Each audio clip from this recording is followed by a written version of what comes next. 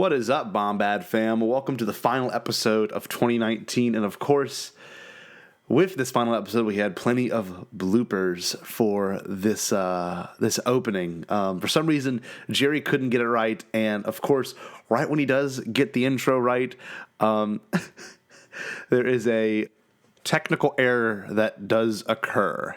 So the intro is going to be a little bit different, but man, does it make me laugh. So I hope you get a kick out of it too. All right, fam. Thank you for everything in 2019, and stay bombad and enjoy the show. Waves, waves, waves, and I am ready to roll. What's up, everybody? This is your boy, the Canon Junkie. Welcome to the final episode of the Bombadcast of 2019. Sad, as my boy Dio once said. And he... No way. Wait a second. Did I... No way. Are you guys still there? Oh my god. This can't be. I'm dying. What are the odds of that? They're so good. Perfect timing, man. Welcome to the final.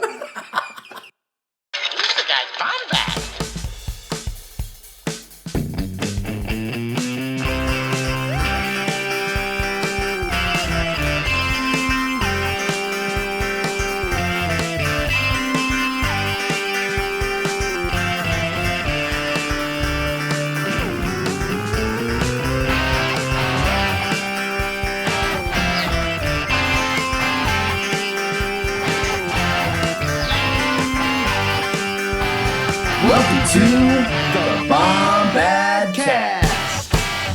What's up, everybody? Welcome to the Bombadcast. My name is Gerald. Some call me the Canon Junkie.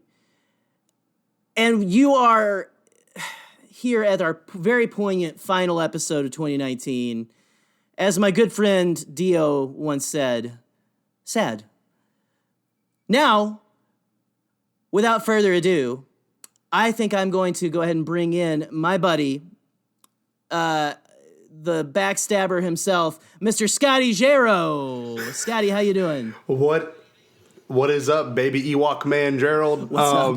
We are so excited to finally get to this episode. 2019 has been a wonderful year for the Bombadcast. We started. We've had the pleasure of becoming a viral video. It's just been one thing after another, and it's been so exciting. And we actually have a reoccurring guest, a returning guest, if you will, from the summer, from like some of the early episodes. Intriguing. If I'm not mistaken, you'd be like the 7th or 8th episode of the Bombadcast. We've got Troy Jarreau, the Elder Pug 27. What's going on, Troy? What's happening? How y'all doing? Doing This is excellent, fantastic. We're dude. doing great. It's finally good to have you back on like the main show and stuff. Or main show, Yeah, side show, I'm glad. Mando show, whatever you want to call it. But I'm glad to be back. It has been a long-awaiting return, and we have a lot to talk about today. Oh, do we? there's a lot happening in the world of Star Wars right now for sure. And we're going to talk about a big chunk of some amazing thing that's been going on ever since the early parts of November. So what are we talking about today, Scotty? We are going to be bringing up and discussing the amazing the first live action show, The Mandalorian, and how it almost doesn't feel like a live action show because of how much they're filling this thing up with wonderful Easter eggs and references. It's like it was written for Star Wars fans in mind. And I know that sounds really silly, but like if you really think about it, they really could have done a very bland type of writing style, and they could have really taken back on a lot of the references, but they did not hold back. And I think that's why we are so excited to talk about this show and overall how we felt and how this first season was and how, what it did for us. I don't know. Troy, can we kind of start off with you? Because I wanted to have you on this show in particular because back when we were younger, like years and years ago, Troy was a big Boba Fett guy. Everything was Boba Fett. Yeah. And when this show was announced, I think everyone was under the impression that it was going to deal with Boba Fett or the idea of Boba Fett being a character or even I think even the very first interviews, Jon Favreau was like, yeah, those bounty hunters from Empire Strikes Back, like I wrote the whole thing around that. Like we kind of already had like a preconceived idea of what the show was going to be, and what we got was ultimately very different. Very different. Very different. So, Troy, how overall this first season, how would you rank on your Star Wars meter, and how much did you like it? I absolutely loved it, man.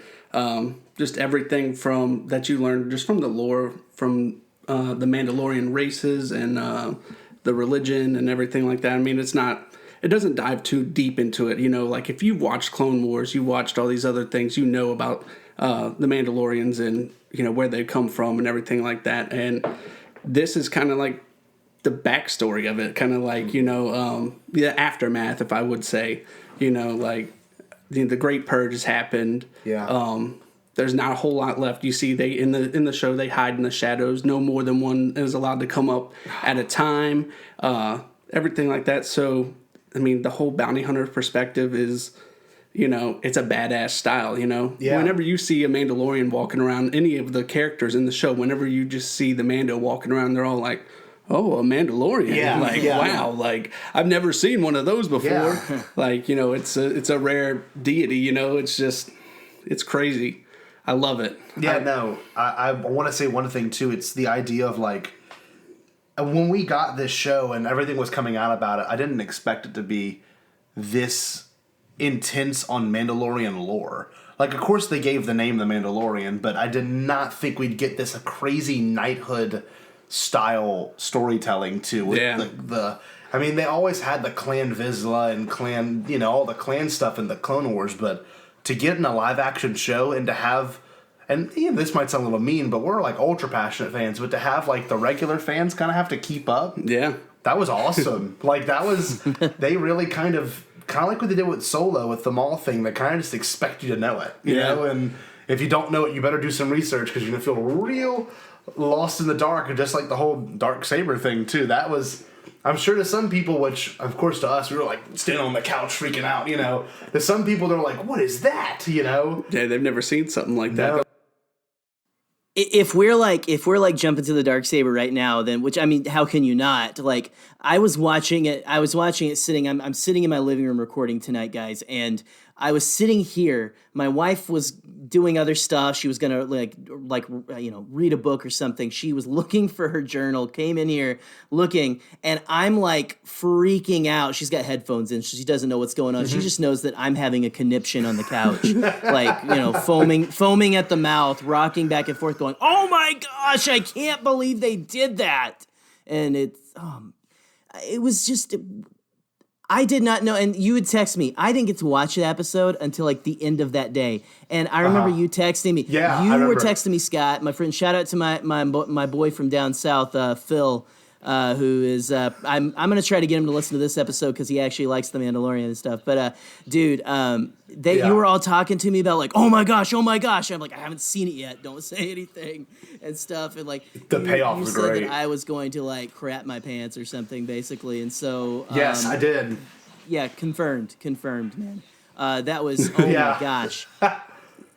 It's funny you say that, Jerry, because I did the same exact thing to Scott before he watched it. I texted him and I was like, "You are gonna freak out. Yeah. You're gonna want season 2 right now." It's not. It's one of those things like you want to talk to someone who is just as excited about that as you are right now. Yes, that's one of those. That's what I love about Star Wars is sometimes when you have a moment that hits like that, you can't hold it in. Mm-hmm. You have to you're like, this has to go somewhere. I have to go and scream on top of my roof or something because I need the world to know that the Darksaber is back or I saw a Lothcat or whatever is exciting you in The Mandalorian. But there's so many. That was I don't know. Do you think do you guys think that was the biggest holy crap moment of the entire season? No. We'll get into this in a second, but I want to say this real quick. Okay. I'm jumping ahead. No. You're perfect, dude. But the one thing I want to you're beautiful, actually. Thank you. No, you know what? You're beautiful. You're beautiful. No one else is beautiful. You are Our beautiful. new website. Okay, so we'll get into that later. But I want to say one thing. It's this show has done something that I never would have thought it done. I've been talking to your dad about it. Whenever I see your dad, I see Troy's dad. I saw him last night.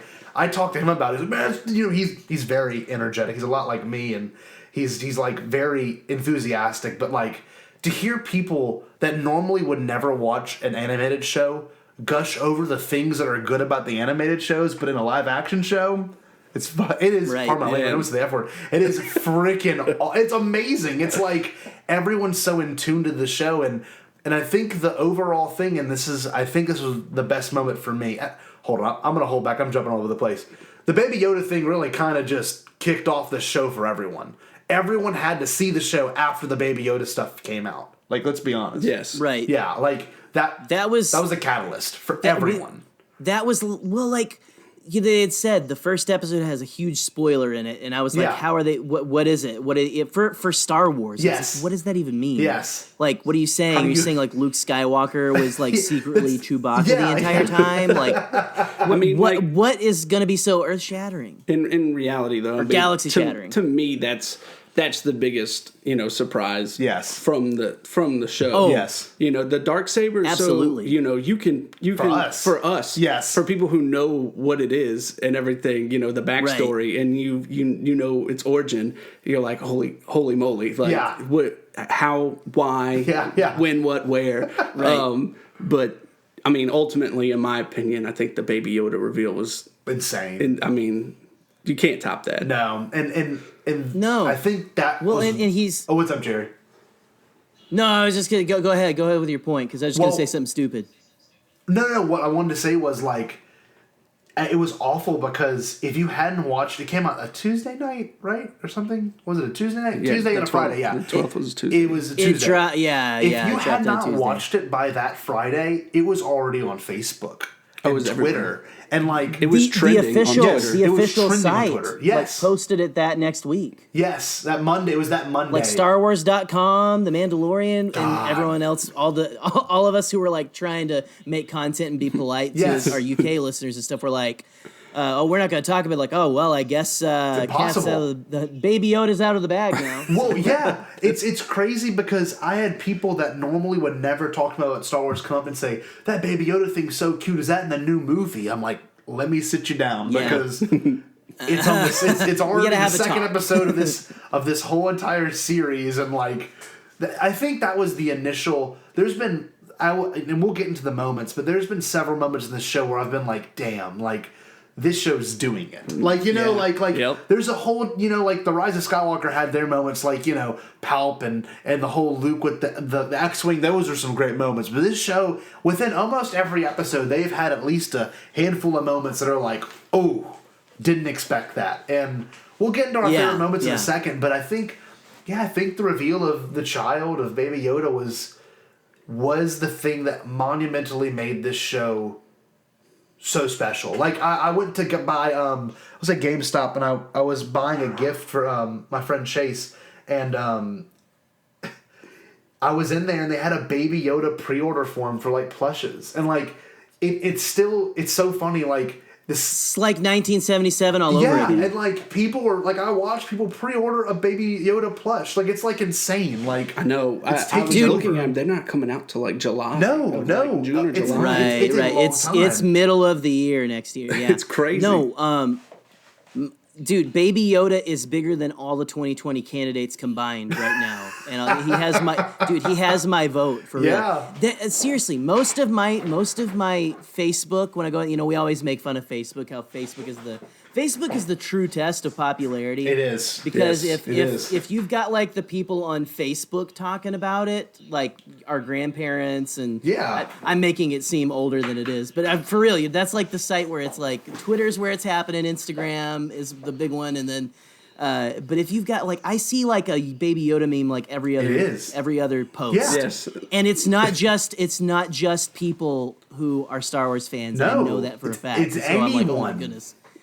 Every single episode has had a memeable moment with that little guy too, and so you know what? I'm gonna put out a call real quick too, because every show has like a name for Baby Yoda, except for us. I feel like so you guys, when this episode comes out this next Tuesday, by the time 31st. You're listening to this, go on Twitter at the Bombadcast, tweet at us what you think the name of Baby Yoda should be on this show. Yes, we will give it a name.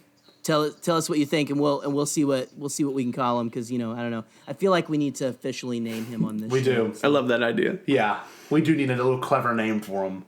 Yeah, well, with that being said, like, this show has done so much for Star Wars. Like, trust me, The Rise of Skywalker was incredible, but this show kind of subdued my excitement for that movie because of the release and what it was doing during each episode. Like, each episode did have a moment when you're like, wow, that's different for Star Wars. And in particular, I mean, the first episode, that ending was...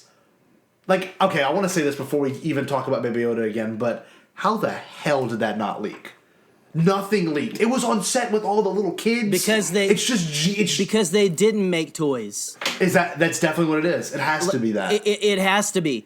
Because I don't know what happened, but it had, like, I've heard rumors. I don't know if it's just people talking, that Jon Favreau like went to, like, Bob Iger was like, dude, what are you doing? We gotta market the heck out of this, and he was like, just wait, I promise it'll be worth it. Yeah. And I mean, when someone like Jon Favreau, who's made them buckets and buckets of cash, like, asks that. That's the kind of clout you have to make something like that happen, man. Totally. Like, it wouldn't have happened. I don't think it would have happened without Favreau. Like, because Filoni, I mean, him and Filoni, I'm sure, were like, I don't know whose idea it even was to do that. I don't know, man. They had to have gotten the blessing. I have no clue. I have no clue how they kept that. I think they had to have gotten a blessing from George. They had to. From George, all the way. What else could the shot have been to be this significant? Like, I can't even think of anything else now. But when that first episode came out... Baby Jar Jar. Baby Gungan. That would be great. No, but, like, seriously. Baby Chewie. No, I mean, it could have been a Wookiee. I don't know what it would have been. That would have been... We had heard leaks and rumors that it was about a child. And, like, I kept thinking, how are they going to make this interesting? It could be the same exact Western trope of, like, I gotta be a cowboy that saves a baby. But it's just not that. It was so not that. Yeah, it was very unexpected. It was just so... And it was so well done. And it was... I mean, I love I guess... I don't know. It's one of those things I could talk about forever because it was... so surprising. And I think Katie and I must talk about it once a week. When we watch the episode, I go, how did this not leak? Like, how? The 501st were on set for that, you know? Like, the 501st people were there. Yeah. And, like, I'm sure there was a shot where they had to be, where they saw a child in the... I don't know how it didn't leak. It honestly makes no sense. I have no clue. Well, and, with all the shot with all the troopers was that whole, like, IG-11 riding into town with the baby strapped to his chest. So maybe it's because that was supposed to be a CG shot, or I have no clue. know. But you know what I do know? My 2.5-year-old freaking loves Baby Yoda.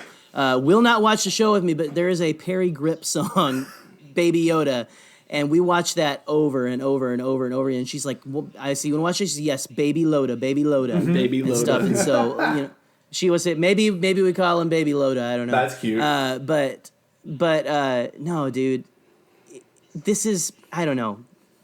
You had to have, I don't know who they paid. I don't know if there was, like, there were assassins in the rafters. I have no idea. Everyone jokes about that. But, like, dude,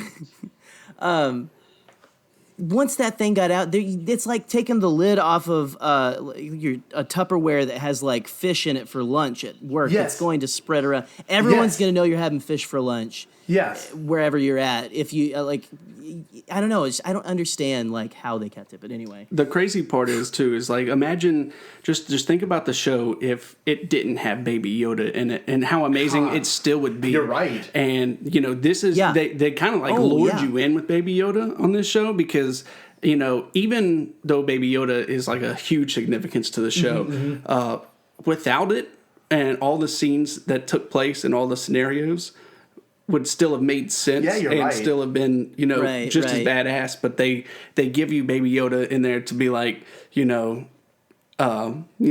just think about it and be like, if something happens to him, always worrying about the little child. It's amazing because it's the first show to do this because, like, every other Star Wars show has led to something else. So, like, Rebels, that Ezra or Kanan are probably going to die because there's no more Jedi.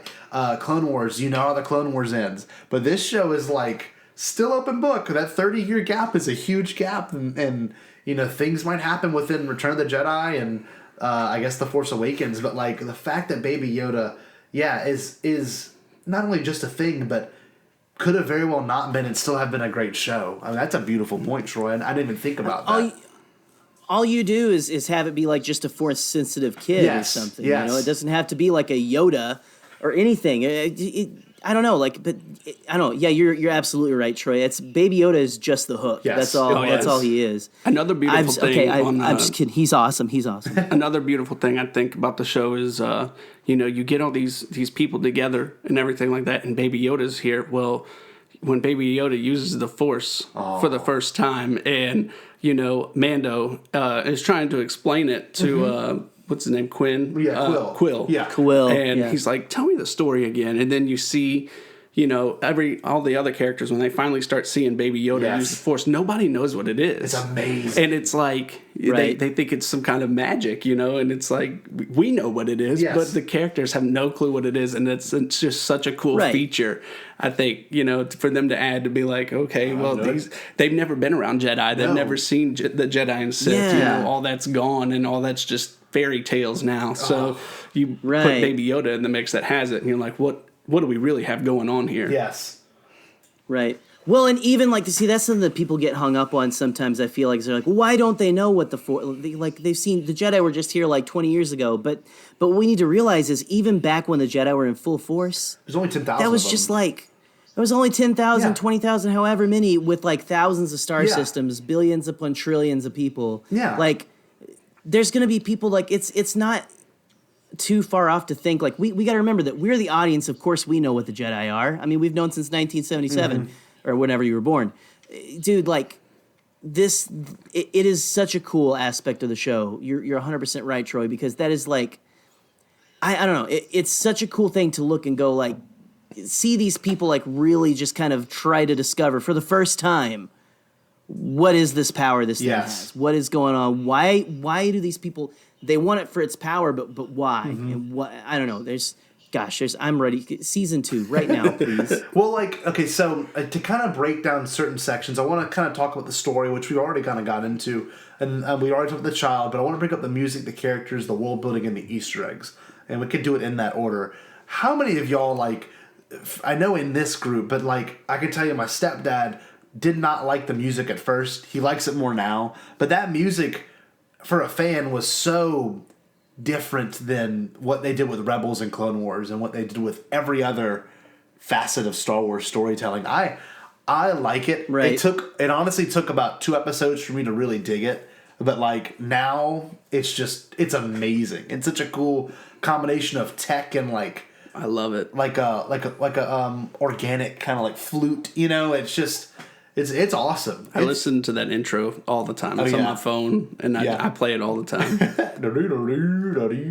Dude, the intro, every intro is great. I'm always waiting for the title card to pop up because they always do something a little different, but it's still the bum bum bum bum bum bum bum bum bum. So it took me a couple of episodes before I was down with the music too, Scotty.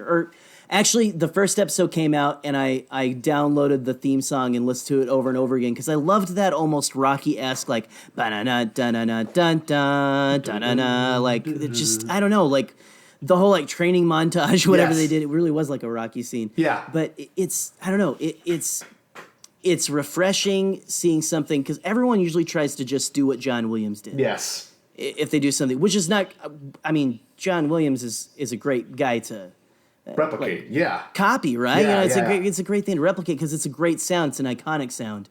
But someone made this point somewhere, and I think it might have been on the Resistance broadcast, but they said, we're not going to be able to move anywhere and be open for different kinds of stories if we're constantly just being fed the same exact thing. That's true. Over and over and over again. And I really dig that they went with a different feel for the music. It's almost like a techno Western feel. And I really, really dig that. And so, I don't know. It fits for what this show is, 100%. Yeah, I think there's a lot of things to be said about the music itself. And, the same guy who did Black Panther did the music for this. And the Black Panther music was great, though, but I think this might be his pinnacle of work. Because the cool thing is there's some orchestral parts that then flow back into the electronic part.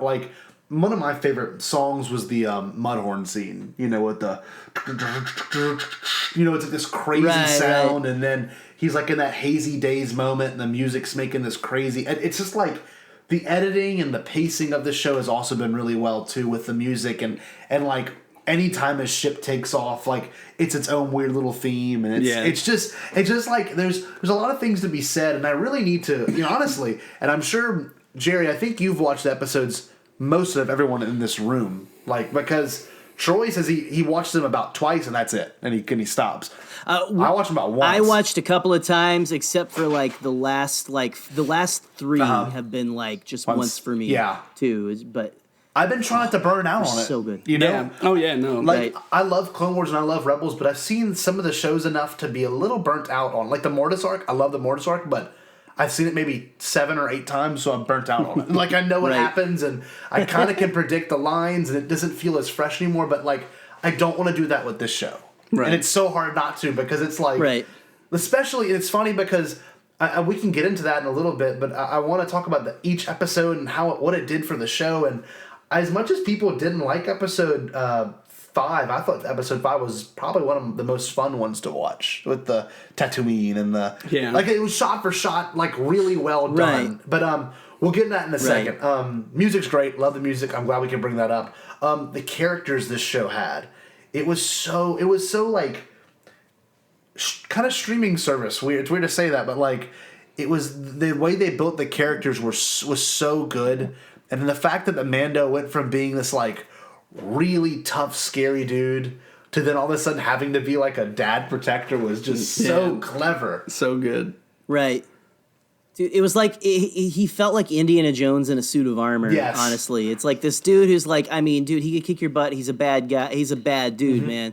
But he's like, he fails. He's not 100%. Like, he's on. When he's on, like that scene you're talking about in... Well, you said episode 5, but episode 6, The Prisoner, you know, where, like, he's sneaking up behind that dude. Yes. It's like watching a freaking Dark Knight movie, you know? Like, that's Batman sneaking up on this guy. Yeah, that was so alien-oriented, like the movie Alien. Like, so, like, horror movie. Oh, dude, it was so good. I love that episode. Mm-hmm. Yeah. That episode's so great. But what I love is, like, they mix in with that, like, he's no one to mess with. Like, this dude is skilled. He's a Mandalorian for a reason. But he's not perfect, and he's not a god. You know, he's at first, when we see him in the first 2 episodes, he's a dude doing a job, and man, bounty hunting is way crappier than we remember it. Yeah, you know, that's one thing. And this show did do that for Star Wars. Is like we always thought like bounty hunting was like you show up, you strangle the guy, you show up and you carbonite freeze him and you take him back to wherever you're done with. And I'm sure in the video games is a little bit like that too. Yep. But this really showed the nitty gritty, dirty side of like you get your ship torn apart by Jawas and like you have to go save a village and you know you're getting shot at by some sort of person who has the high ground. You know, it's it shows that Star Wars in this own thing is not this grand experience. Your old girlfriend throws you into a jail cell. Yeah, the ex throws you into a jail cell. Right. That's awesome. No, this show really did do a lot for, you know, this characters too of this, you know, of Star Wars, because you have this idea of a bounty hunter, but you never thought it'd be like this. And there's a lot of backstabbing going on, and I think that's why The Prisoner might be also one of my favorites too, because it did a lot of that really well, and it also gave you some characters you were very sad to part with, because we lost probably 2 of the best characters this season. We watched IG-11 and Quill. Quill. I don't know how to say his name, but you know, both of those. It's I think it's Quill. Quill. But Quill. Yeah, Quill. Okay. It's just Quill. I love Quill. I have spoken. Spoken. That's dude. That was, I was so good. Sad. And the Blargs and all that too. That was amazing. Yeah. God, it's so good. Yeah, the characters were great. What's his name? I really like the guild leader, the bounty hunter guild leader. What's his name? Grief Karga. I love that guy's character. Like, it is just so thought out, where he's just, he's like this high class, guy. But he's really, he's the lowest of scum. He lives in such like a high class era where it's like, I have all these targets for you, and you could come and be working with me and make all the money and everything like that. And it's just like he's just the true like of scum and villainy kind of guy, but I love his character.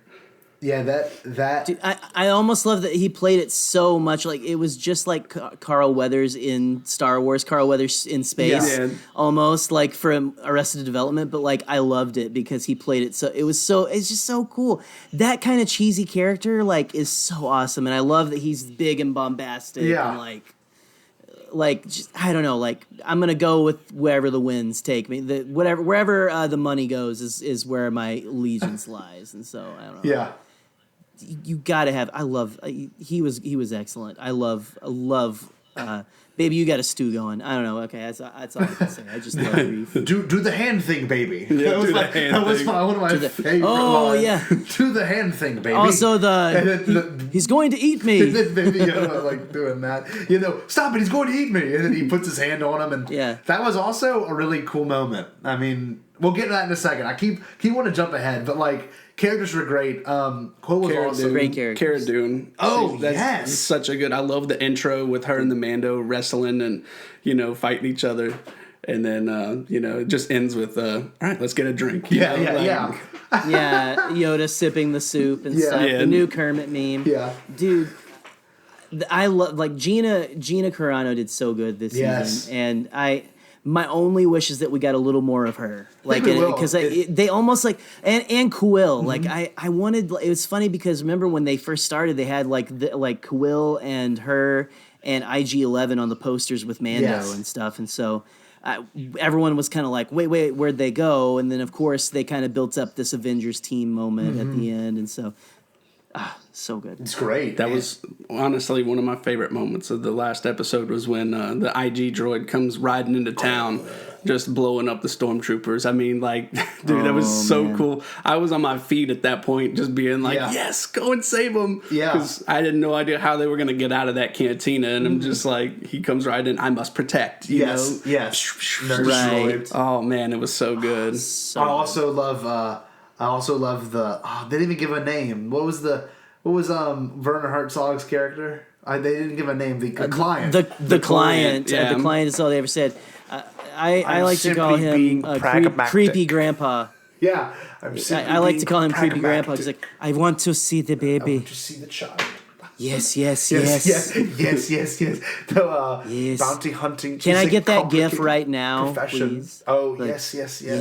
Yes. Straight up shot that dude. Dude, they shot him to the chest. That was amazing. How about Moff right there? I Gideon, noticed though? today. Oh my goodness. Gideon. That's an intimidating character. Yeah, for real. They waited right up until the end for him, and we can see why now. Yes. Like, this is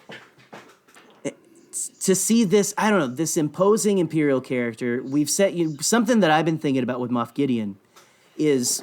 Favreau and Filoni said we're going to get hints into the origins of the First Order in this series. Yeah. I think this dude has ties to the First Order. I think that's why he's so like straight-laced and stuff, But just the fact that he has back to the Darksaber and stuff, it's just, and that Mando, because of that sword, probably is like, well, that he has the sword, so officially he's like the rightful ruler of Mandalore, or at least right now. He's the acting like that's the guy who has the sword, so I guess he's the ruler now, but it doesn't mean they have to like it. So there's, I don't know, so much cool stuff to come with Gideon.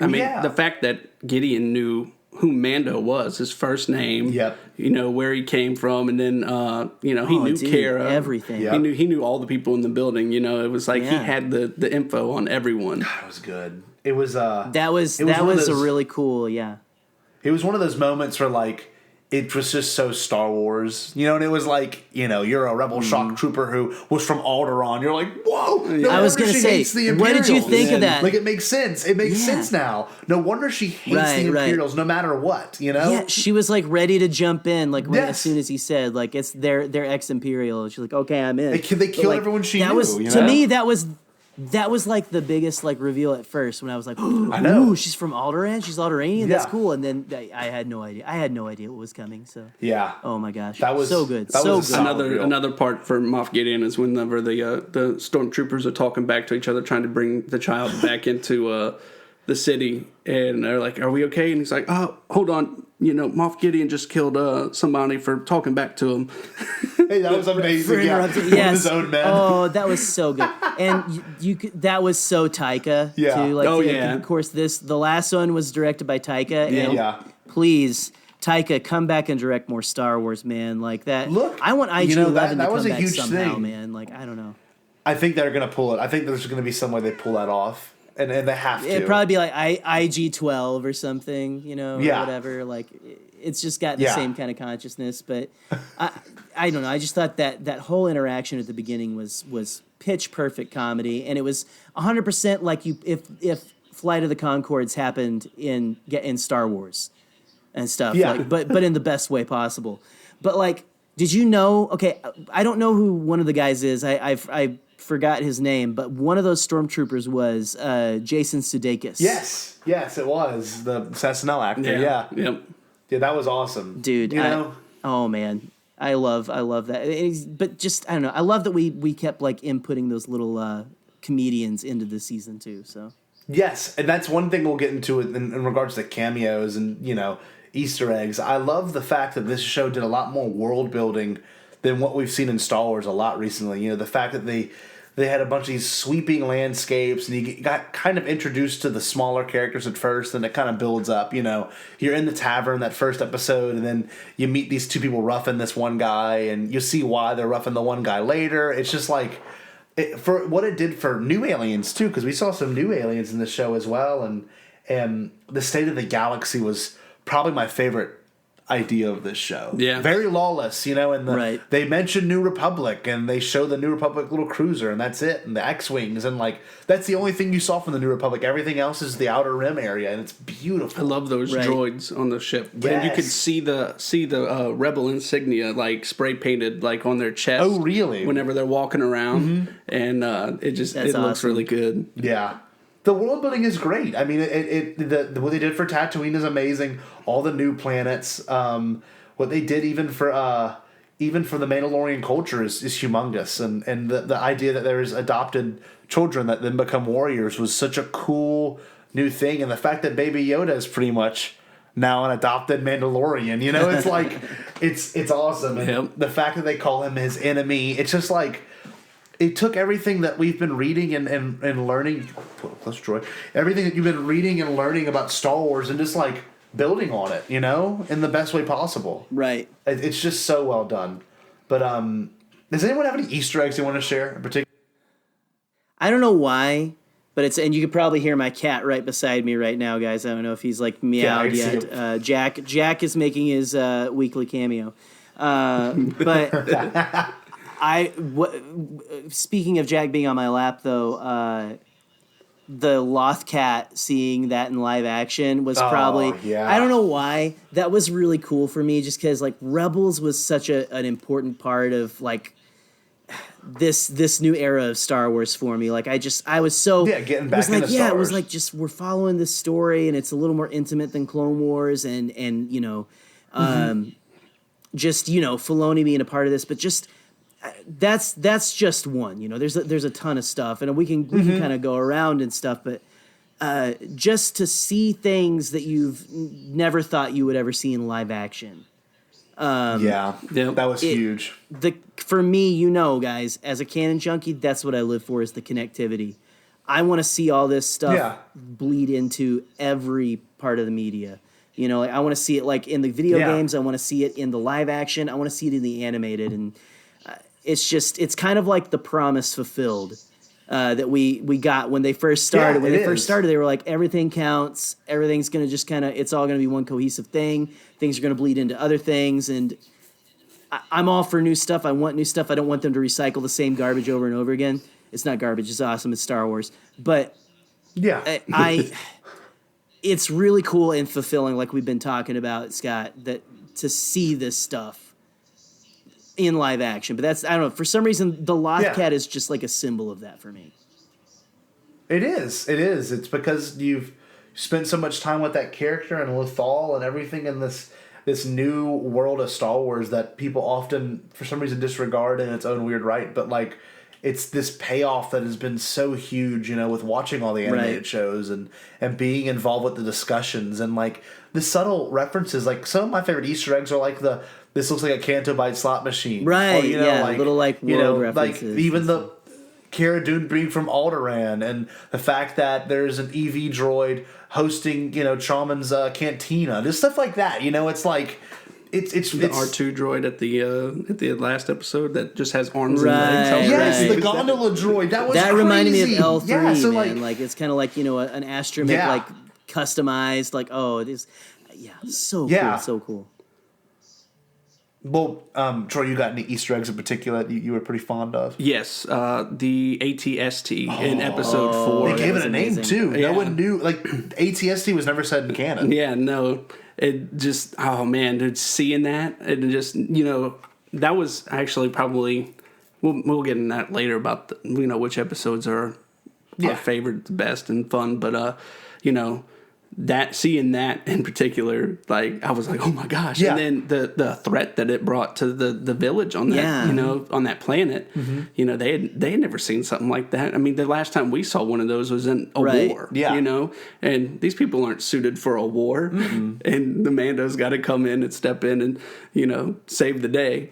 But that for me, just seeing that again, that was a huge Easter egg for me. It was scary. It was really scary. It had the red glow in it. It felt like watching Jurassic Park too. Like whenever they were like running from it, and they found the footprints. Like kudos to them, man. Like that was just how awesome that they made those things scary again. Like it's like they're not just being knocked over by teddy bears anymore. So. No, and it was just so. That whole scene was just so well put together too, and like you saw its red eyes deep in the forest. It's just like it makes it seem scary again. Yeah, comes through and like really and realistic. One of those things could just decimate a uncivilized city like that. A village. See, my favorite Easter egg so far, and it's probably the freshest Easter egg. We could say the Darksaber was cool, but the fact that it was Deathwatch that saved Din Djarin as a little kid, dog. That implies so much. And Jerry, I think you were the first one to point that out to me. But that implies so much to like who his character could have known. Like he could have known Pre Vizsla, and he could have been involved with that crew. It's just like the Deathwatch apparently was supposed to be a militia that of course was just trying to get the warrior aspect back in Mandalore, but like to think they went off world and possibly save other people it's pretty cool. Awesome. Well, crazy. Hey, after they broke off, like Maul, spoilers for that, kills.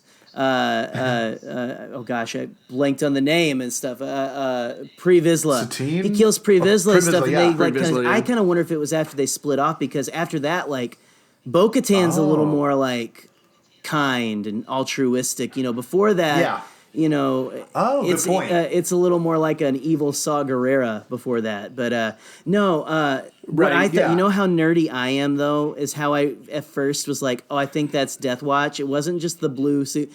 Before I even saw them, there were like yellow laser bolts flying around, and that's. That's how freaking much of a nerd I am. I was like, whoa, Deathwatch has yellow laser bolts. I didn't get it till Scott sent it to me. Oh, man. It's because I've seen Clone Wars way too, an ungodly amount of times. So, but no, I love it. Well, it makes you the best thing. Another thing about this show, I gotta say it, is it's gonna make me go back and watch those episodes of Clone Wars. Yeah, we're gonna watch it, dude. We're gonna watch it all differently too. Well, and then I was thinking about it just now too, and if Maul and Vizsla had that allegiance and stuff like that for a little while, that would have definitely had to have been after it, because I mean, didn't they have droids and stuff walking around the city or walking around Mandalore with them and stuff? I don't know. Maybe I'm wrong. I can't really remember. I think they were trying to become a force to reckon with the Republic and the Separatists. I think, but I don't know. It's why Maul is involved with the crime syndicates in Solo. He like gets involved with all the crime syndicates and makes like a underworld army and stuff. So. Man, I got to rewatch that. Well, one thing I'm going to interject real quick. I need to say this to you, Jerry. Do it. A wonderful person on Twitter, Star Wars Rebels activist at CL Stano. This person posted like the episodes you should rewatch in order to like get the whole Mandalorian culture down. And for anyone listening, the episodes are Season 2, Episode 12, Season 2, Episode 13, Season 2, Episode 14. That's the whole Mandalore kind of sequence of events. That's the one where you meet Duchess Satine and everything. Season 3, Episode 5, Season 3, Episode 6, Season 4, Episode 14, Season 4, Episode 21, and Season 4, Episode 22. So for Clone Wars, those are the ones you should rewatch. And like literally tonight, once I'm done doing this pod and we're done hanging out, I am probably going to pull up the first 3 episodes and watch them. Because like I want to get a refresher. Because what it does, you know, with the Darksaber, I got to kind of refresh myself. I actually did go back and watch the first 2. Yeah. I think it was after episode 5 or 6. Mm-hmm. I can't remember which one. It was good? Yeah, but I went and watched the first 2 because I was like, wait, don't they have that on Clone Wars? And I was like, I haven't seen it in a few years now. It has been a while for me to watch the first couple of seasons of Clone Wars too. Then we got Season 5, Episode 14, Season 5, Episode 15, and Season 5, Episode 16. So like, it's just like, it's so cool that. And as for the Rebels episodes, Season 2, Episode 13, Season 3, Episode 7, Season 3, Episode 11, Season 3, Episode 15, and Season 3, Episode 16. Those are all more ones you could watch for Rebels. And then the last one, which I remember very well, was the beginning to Season 4, Episodes 1 and 2, where they, you know, the heroes of Mandalore, and they kind of go into a lot more Mandalore culture in that one. So, like, it's just so cool to know that these shows have such big payoffs in regards to what we got in Clone Wars versus what we're getting now. So, yeah, I don't know. I think the big idea of this is it might provoke more people to watch more Star Wars things. I need to watch Rebels. I still haven't seen any of Rebels. Yeah, Troy is going to get on Rebels probably now after this is over. Yeah. Nope. Yeah, no, it's great like that. That's the best thing about Star Wars is no matter what, you can always give a rewatch to certain things. But I guess I want to go into one of the big things we do in the Bombadcast. The thing I've made up one of our first couple episodes. It's the idea of Star Wars can be categorized into 3 things to me. You got the best, your favorite, and the most fun. So does anyone want to start off in particular? The what they think is the best episode out of all of them? I guess I can go first here. Okay. Let me see here. I'll just bite this bullet and get it over with. I think if I had to say, okay, I love this question, by the way, and I love that this is coming back because it's such a great way to categorize all of this. And if I had to pick the best episode... And it works. It works so well because it really makes you think. But I think, I don't know, the best episode for me, I think the best episode right now, I think is that finale for me. For some reason, there's sometimes you can really with finales like just it can be balls to the wall and it's like, oh, that was a great, like, you know, there was a lot of action, there was a lot of this, but the story points hit, like everything was so perfectly like tuned in it. It was a great ending, but it was just also a great episode of television. So I'd have to say that is the best. Yeah. So kudos to Taika. But okay, my favorite I think is, I'm trying to remember the chapter names and stuff. Like, so this last one was Redemption, right? Chapter 8 was Redemption. Yeah, Redemption. Chapter 3, The Sin, I think has to be my favorite of the entire season. That's the one with Deborah Chow. That was the one where she did with the God. Dude, well, and see, I almost even want to switch those now, but I think I'll keep it this way because it's so masterful the way they have him like come there. He parades the baby like through the town and the way he like leaves it there. There's the whole idea of the sin being him, to me, being him like actually going through with it at first, but then the guilt gets to him. My favorite scene in that whole thing is actually where he's like sitting in the cockpit and sees the little ball that he took off of the stick shift there, the lever. I guess it's not. I don't know. Are starships manual or are they? I don't know. I don't know what kind of transmission they have. But he takes he took the knob off and Yoda had it, or Baby Yoda had it, Baby Loda, whoever, and just the acting in that scene, that this dude with a helmet, we're watching him have a crisis of conscience. Like, he's like, I got to keep my head in the game and go, I got this new armor. He gets all the stuff, and then he's like, immediately like turns everything on, turns it all off, and marches back in and makes it right. The whole episode. Yeah. I don't know, pitch perfect for me. So that's, I don't know. So, yeah, okay. That's the favorite one of the season. Now, most fun, I think the one that I had the most fun with had to be, I think, correct me if I'm wrong, is Chapter 6, The Prisoner, which I think you guys were watching shortly before we watched this. Or we were watching it shortly before we started. Everything about that episode is just so fun. Like, the whole crew of scum and villainy they've got, and just, I don't know, so good. But anyway, so those are mine. So you've got Chapter 8, Chapter 3, and Chapter 6 for my best, my favorite, and the most fun. Yeah. Troy, do you have your list? Yeah. Okay, cool. Let's hear yours. So the best for me, I would have to agree with Jerry on the finale, episode 8.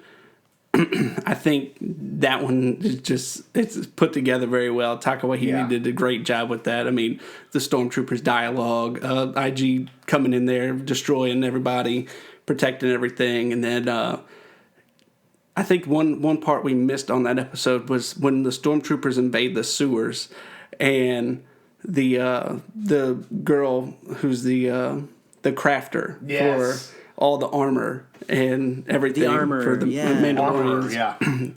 The armor, and she's just sitting there, and she just like unloads on those guys. That was good. God, that had me so hyped. It was so good. Never seen so many like Stormtrooper helmets shatter too, like since Rogue One. But that was like even more intense. It was so cool. And then that one dude, apparently, I gotta watch it again. But it's almost like that one dude like melts on the like forge and stuff. Like he melts into the forge. Yeah, he gets thrown into the smelter or whatever. Oh, that was crazy. Yeah. And then another favorite of mine is sadly when the IG unit has to go. Right. And, walks out there in the lava and is like, I cannot be captured and must self-destruct, blows up. And then, of course, at the end of that episode when we see the Mando get to use his jetpack for the first time. Yeah, and, dude. Flies up, sticks the bomb on the TIE fighter and just gets off Ducks of it. Out, yeah, it was so good. Like, just, I mean, all this action sequences in that episode alone were just amazing. Yeah. And then I would have to say my favorite for me is that Chapter 4 after the sin, whenever they go to the planet and he meets Cara Dune. That's awesome. And that is great. they train up the village. And then the AT-ST fight and everything like that. To me, that was one of my favorites. And that, to a lot of people, that actually was kind of like a low episode, I think, for a lot of people. But something about that episode for me, I thought it was my favorite because you kind of learn a little bit more about the Mando in that episode where, like, he never takes his helmet off. Nobody's ever seen him without his helmet on. Or without his helmet off. And, it's just kind of interesting. You get to see all the kids playing with Baby Yoda and stuff like that. And then, at the end of it, there's still people coming for Baby Yoda, and he realizes that he's not safe anywhere he goes. And so the Mando just has to keep on going. Yeah. And then the most fun episode, I would agree with you again, Jerry, on You got good taste. that episode with the prisoner. God, it's a great episode. I mean, that episode alone, just all the different actors, the amazing actors they had. Bill Burr. I don't remember the girl's name that played the Twi'lek. She's in Harry Potter as but well. her, because she was in Game of Thrones and Harry Potter. You had the cameo appearance for the. Yeah. And then you had the cameo appearance for the guy who voices Anakin. Oh, yeah, Matt Lanter, yeah. In the Clone Wars, and he's in there as the. And then, just that whole episode was great. I loved it. What about you, Scotty? What's your 3? So my 3 are, and it's very similar to yours. The best episode, the episode that had the most impact on me was when Little Man first used the Force. That was episode 2. With the solid choice. with the Mudhorn, like that.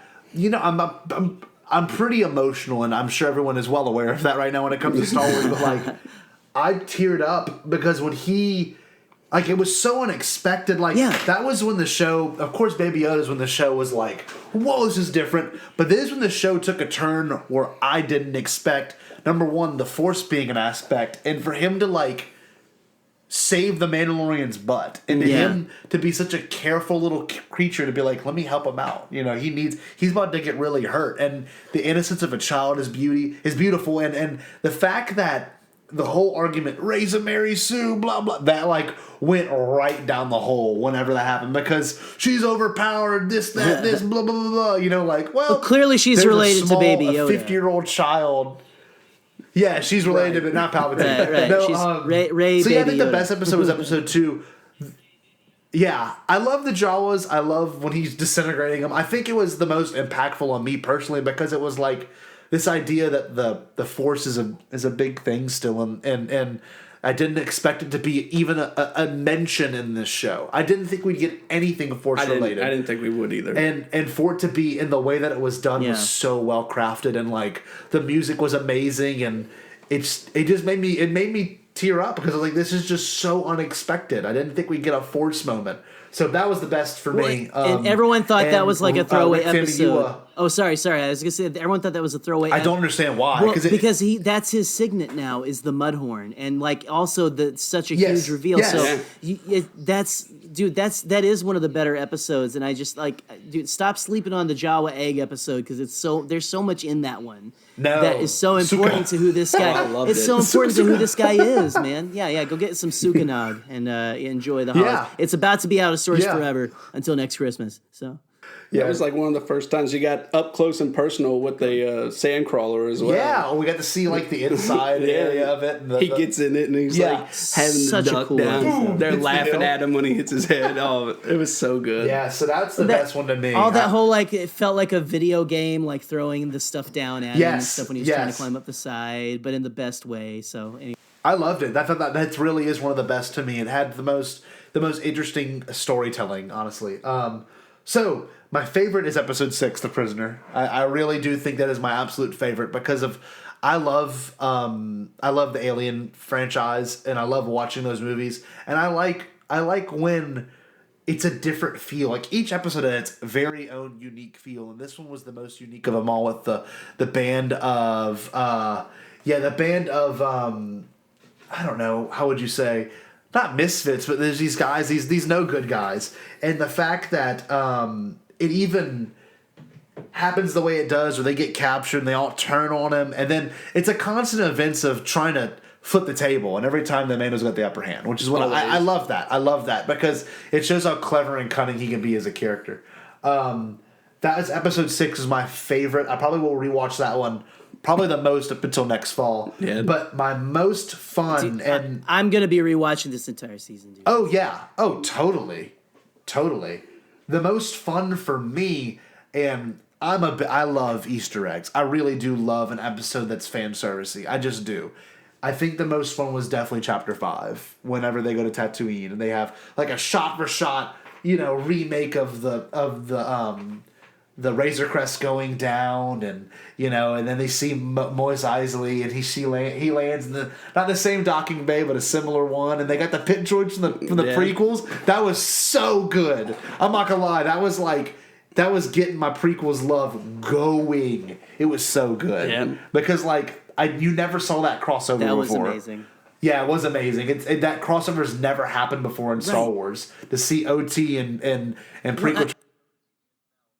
Right. That's what I've been longing for this entire time. Is just like having those like all of this stuff. Like it was so cool. Like the prequels and the originals, they do fit together, but to see all of that like intermixed together in the same media is just, like I said earlier with the Lothcat and all that. It's just it makes it feel more cohesive. It's like a glue that kind of starts to make the story feel even tighter. And I don't know. I love that too. I completely understand. I loved those pit droids, dude. That was That was amazing. Yeah, that was awesome. That was so cool, and their characters were just like the prequels. They didn't shy away from the fact that they were goofy and shaky and moving all crazy, and they're all they have the whole what's it called, Three Stooges thing going on. Oh, and I love the babysitter hit the nose and they go down. Yeah. The woman who took care of the child. Oh yeah. He went off to do his business, and she's like the mother of those pit droids. Yes. She's got like this, I don't know, like this country grandmother attitude, I guess you would say, in a sense.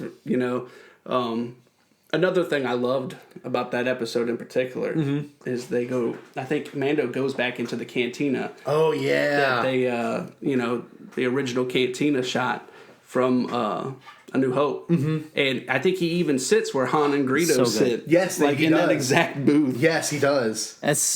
That's where what's his name, the young bounty hunter, is sitting, and he's sitting the same way. Darn him, that Han Solo once sat. He was not worth that. He was not worth his weight in those stupid boots he was wearing. So, anyway. You're right. No, it was a really cool episode, and the fact that we got sand people that talk in sign language was really cool. Oh yeah, that was really cool. Yeah, it was. I don't know. I love that, and you got the skiff bikes, and the fact that they go in. They mentioned the high ground, and the whole Fennec Shan thing was great. Right. I don't know. That episode is going to be the one most people are like, it did nothing for the story, but I feel like when you go back and watch it in terms of kind of what this show is trying to get away with, I think it was really great. And Dave Filoni directed that episode too, so fitting for that director as well. And you got that stinger at the end too, where we see the boots walking up to Fennec Shand, so the mystery character. Something's going on there. Hey, Troy, you're saying you're a big Boba Fett fan, man. What do you think the odds are that is Boba? I don't know. I've heard a lot of people say that. It's possible. Yeah. I could see it. I mean, so many people, even I think as lore goes, he survives the Sarlacc pit and everything. So, who knows, man? It could be. I think we'll find out maybe in season 2. That might be one of those season 2 cliffhangers, where they leave that at the end of season 2. Yeah. And, they kind of focus on Mando bringing little man around the universe trying to find out where he comes from and everything like that. And then they revisit that later. Yeah. We could get Tamar Morrison, too. Would be really freaking good continuity there. Oh, that would be crazy. He would be that age. That's what I've been thinking. Too. Like, you have, just have him the age he is right now would be perfect, too. God. I remember that's the one thing when I missed Star Wars whenever Aquaman came out. There was no Star Wars that year, but at the end of the year. But all I could think was freaking Tamara Morrison is just still looking great, man. He could play Boba Fett. Easy. Yeah, it'd be amazing. He could, yeah. Well, that's the thing, and I kind of want to get into it because I mentioned the directors, but there were certain feelings for each episode, and you can feel the director had influence of it. Filoni had more of the Easter egg episodes. So he had episode 1 with the holiday special mention, all that stuff, Life Day. And then he had episode 5, chapter 5, with the whole Tatooine Mos Eisley thing. It was it was just fitting for each director, and the fact that Rick Famuyiwa had the one with the episode 2, and he had the Sandcrawler chase sequence, and he also had the one with the prisoners, which was a great episode, Deborah Chow had this 3rd episode, and she had the 7th episode, which was great suspense episodes, each one of them in their own right. And then Bryce Dallas Howard chapter 4 was amazing. Loved that episode. Felt like the Magnificent 7. It was amazing. And then we got Taika at the very end again. Yeah. So it was just if they keep doing the same format of director gets 2 episodes or 1 episode, I would love it. I love it. Yeah. It's a lot of fun. Each episode, it follows along the storyline. Yes. But they're all fun in their own unique way. Yes. And different plots, some of them are, a little bit funnier than the others. Yeah. And then Easter, like you said, the Easter eggs and stuff like that. It's awesome. Yeah, and then one thing I will say too is the way they were shot were very different from one another. The one with Rick Famuyiwa, he did a lot of the same feeling of scenes. He did the prisoner, so like that was so cool and different than every other episode, Yeah. And like he had the one with Baby Yoda lifting up the Mudhorn, also very different, like you could tell that each artist had their own interpretation of certain things, and the other artists could play with the material as well. Like Deborah Chow had I think at its time probably the best Mandalorian episode with Chapter 3. Chapter 3 was amazing. Yeah. Like, it really was the so ending amazing. of it was awesome. God, it was so good. When the whole clan comes out, this is the way. Yeah, this is the way. That's when we got this is the way, We haven't mentioned that yet. Yeah, this is the way is haven't. amazing. Just that whole motto, of... it doesn't matter what one individual does. Like, we have to follow this, creed and everything that, God, it's so good. Well, it was so cool. Like that moment was so powerful too, coming from because those two characters who were like at each other's throats at the beginning of the episode. Yep. And just like that, and also that was apparently a descendant of Pre Vizsla. I forget exactly what they said his name was. It was some Vizsla. He was of Clan Not Vizsla. Tar Vizsla. No, Tar Vizsla was the old one, but it's something Vizsla. But that was, how crazy is it that we got two, like, fan favorite quotable lines all time in this thing? I know. We got, I have spoken way. and this is the way. Like, Yes. those were in like those were in the first 3 freaking episodes. Like, nothing, like, I mean, there's not even, I love the sequel trilogy. I love all the films that have come out so far, but there's nothing as like almost like instantly quotable as those things where you could get a reaction out of just about anybody. This is the way. I have spoken. And you know what? Guess what? I said that. I have spoken. Yep. Yeah. It's so well done. And like, even my mom, who's not a big Star Wars fan, loved the I have spoken. It's just like, it's a great way to finalize. It's just like a finalizer. You're done. I've done it. I spoke. This whole series is just going to bring so much greatness to the Star Wars universe. Oh, yeah. Absolutely. Oh, man. Because I can only imagine what they have planned for next season, Jesus. I mean, if this season was this good, I know. It's got to at least be better. I mean, it can only get better. Yeah, you're right. That maquette of the Calvin Klein Gamorrean Guard model, like, I mean, come on, man, it's going to be insane. Yeah, it's funny just because like that's Favreau knows how to take what you know and twist it slightly to like let's twist this around to this direction you've never seen it from before. Like, it's like, you like the Gamorrean Guards? Let's take all their clothes off and just leave their fur underwear on. What do you think of them now? Like, look at them. And just like twisting them around. Yeah, it's a much larger one too. So like, that's where it's so cool is because not all Gamorrean guards are going to look like the one on Jabba's palace. They're going to have those some are spoiled. Get to eat and drink and hang out. They're eating the leftover frogs from the pods. They don't really do a whole lot. So imagine like a one out in the wild, untamed. Just ready to battle. Yeah, it really seemed like the crowd control in Jabba's palace was just dropping people in a hole. So I think they didn't really have a lot to do. So you bring up a good point, and it's so funny. This show did not do anything. It was campy. It had some silly moments, but like, it didn't do anything where like I rolled my eyes at all. Yeah, no, there was not a single moment where I was like, "Oh, come on!"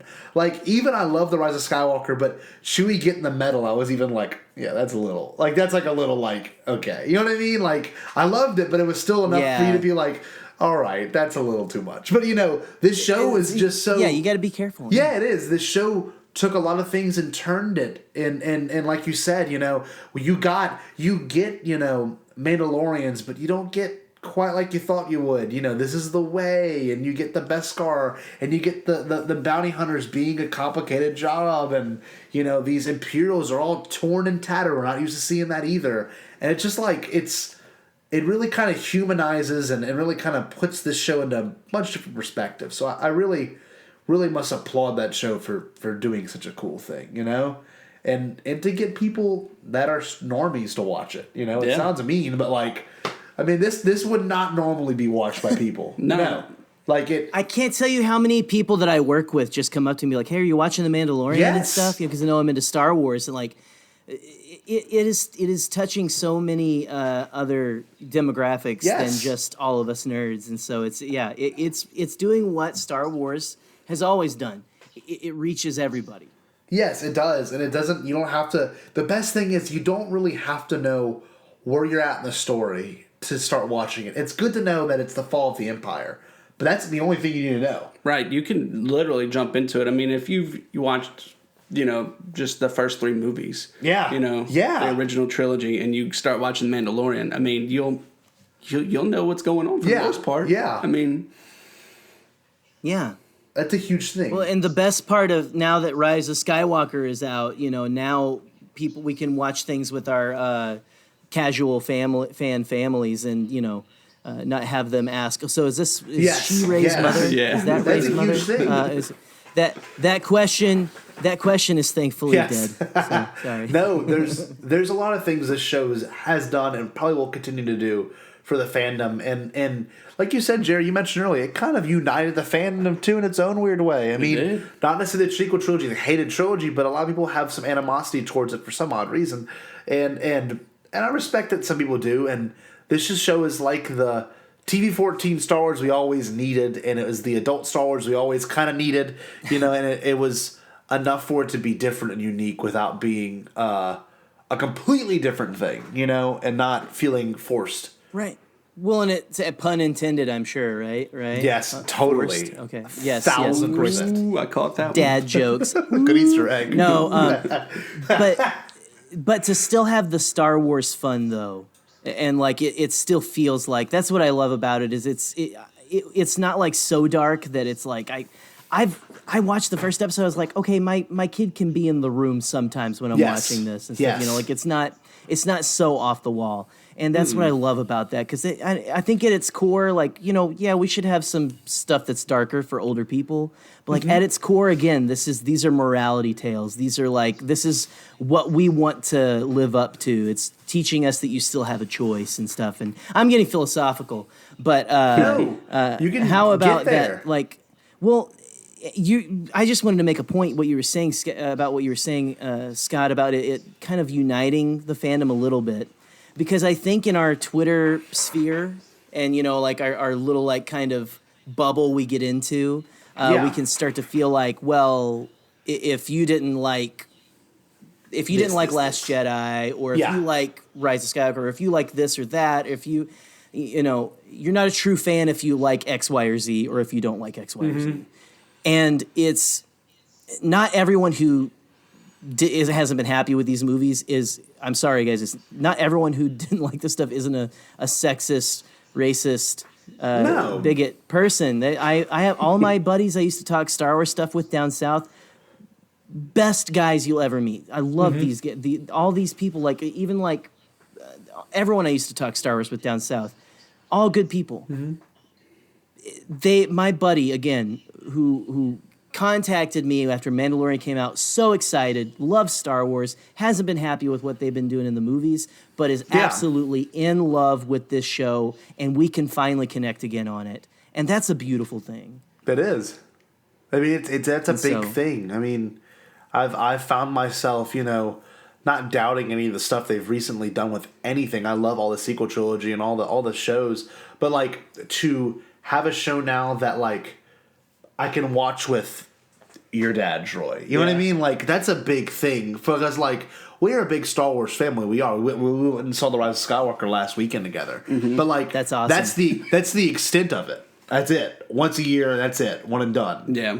But to have, like, to go and see his uncle yesterday and to talk about The Mandalorian, it's like, damn, like, that's really cool. Like, we haven't had a show that people had to keep up with yet and care about enough to want to watch the next episode. Right. And, like, I hope this is what they stick to. I really do. I hope they stick to kind of a gritty, look. They'll still have Resistance. Oh, yeah. They'll still have other shows for the kids to enjoy. And they might even have a kid show. Like they have the Ahmed Best show coming out. Jedi Temple or something. I don't know. Something. That. Yeah, game show. They're gonna have that for kids. It's gonna be pretty interesting. It's gonna be cool, and it's like they finally found their niche. I think they're gonna. I think hopefully the data looks good enough for them to keep doing shows like this. Yeah. And even if they're not, they're still in the works or whatever the deal is. I don't know.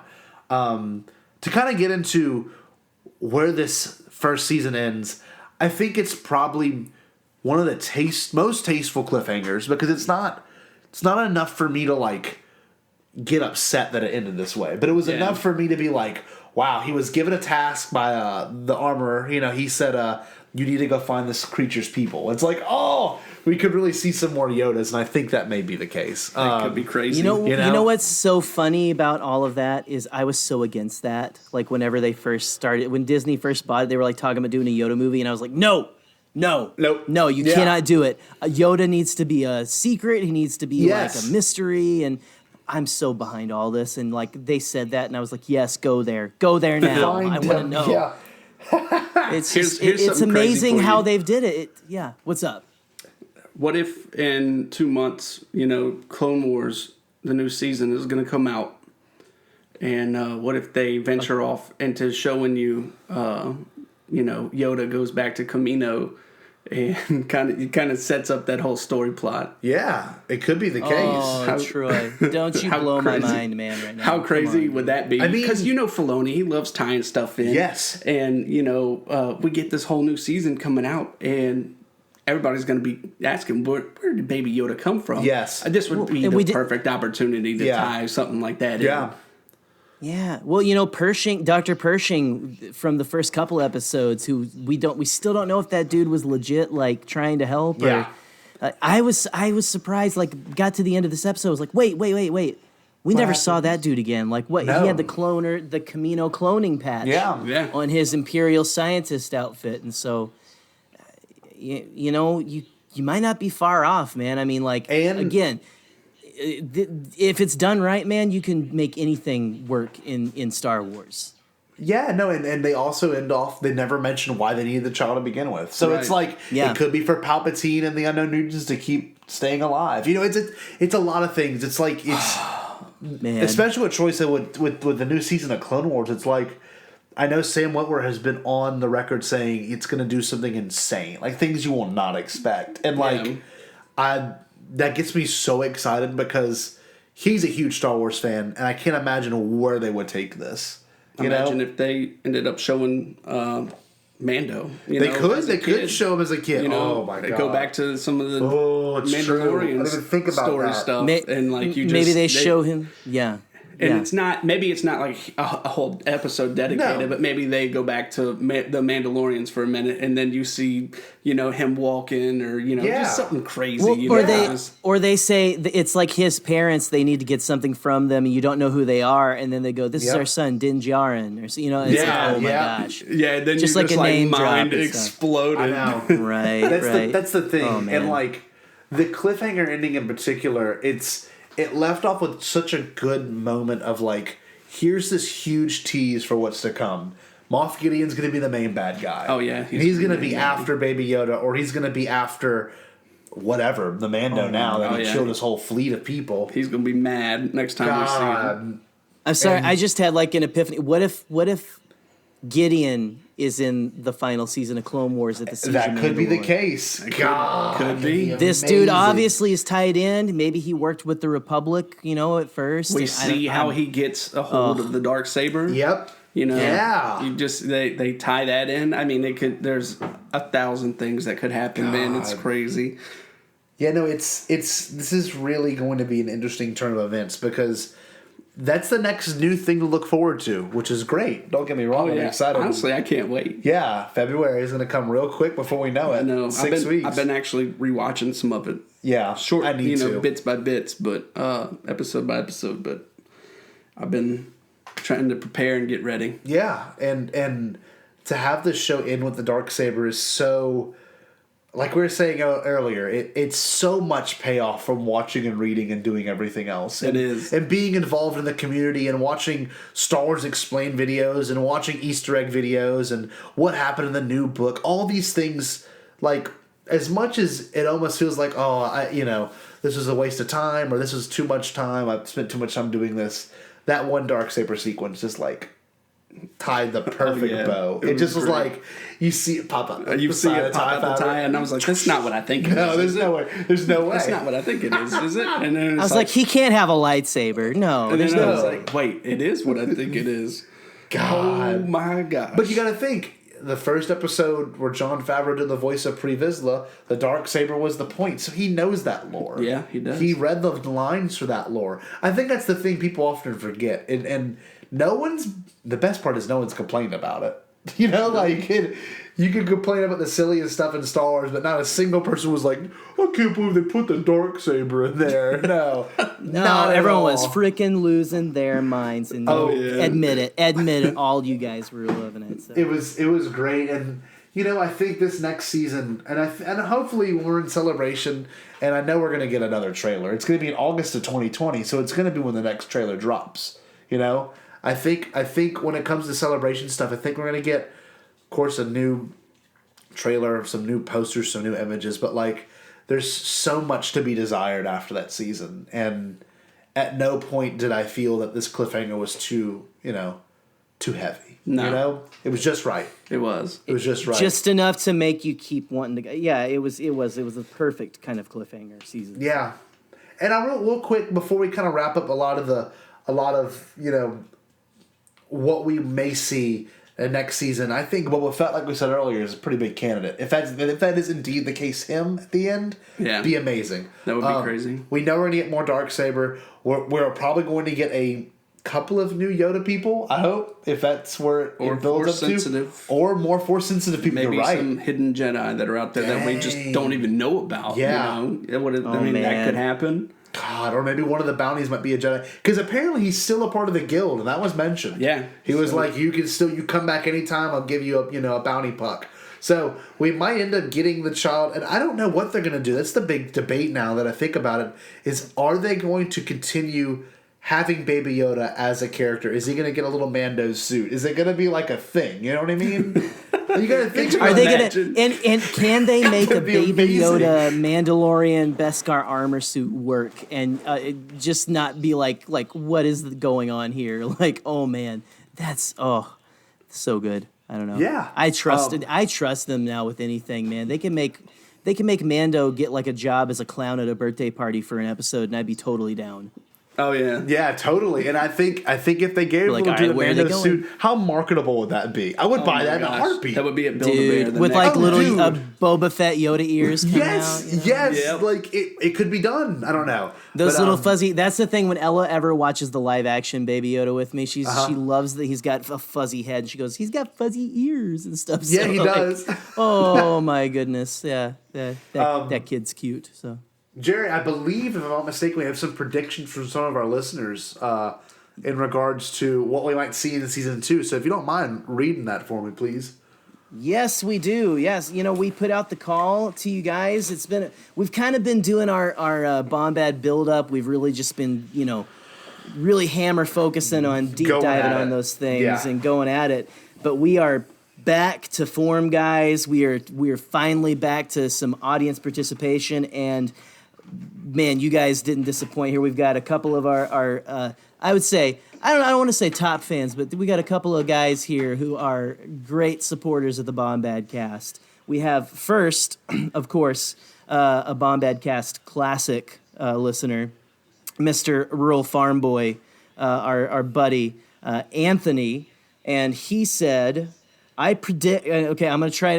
I'm gonna read this because it's in Rural Farm Boy Appalachian, and so here we go. I'm a little. My Appalachian's a little rusty, so I predict at LFL Lucasfilm Limited. Oh man, you put like okay. All right, here we go. I predict that LFL will put out season 2 of the second week in November, like they done for season 1. Sorry, boys, that's all I got. Maybe yous know I don't make nor do story predictions. And, sir, we sure do, but you didn't disappoint, and we love when you chime in, even if you're like, I don't really know what to say, but I love you guys. So One thing I will always say appreciate is, it. I love Rural Farmer. You're one of the greatest. One thing I will say is, I think it's interesting because in regards to what they did this season, I think they wanted to get it out there as fast as they could, and they did. And hopefully, this might be my only complaint of this, that the episodes are each about 50 minutes. Like that season finale was so nice because it was 50 straight minutes of just pure Star Wars. You know what I mean? So maybe we'll get that again, and maybe they'll take in some sort of fan, input, and they usually do. They usually do that really well, is take in the fan input and make, Right. What we've got to realize too is this was the trial run. Before Disney bought Star Wars, we had never had a movie that wasn't a part of the Skywalker saga. And so remember, Rogue One came out, we were all sweating and nervous in our seats, like sweating through the seats of our pants, because like is this going to be good? Is it going to work? What's going to happen? And that's a fan favorite movie of people who don't even like the sequel trilogy. And so you've got, dude.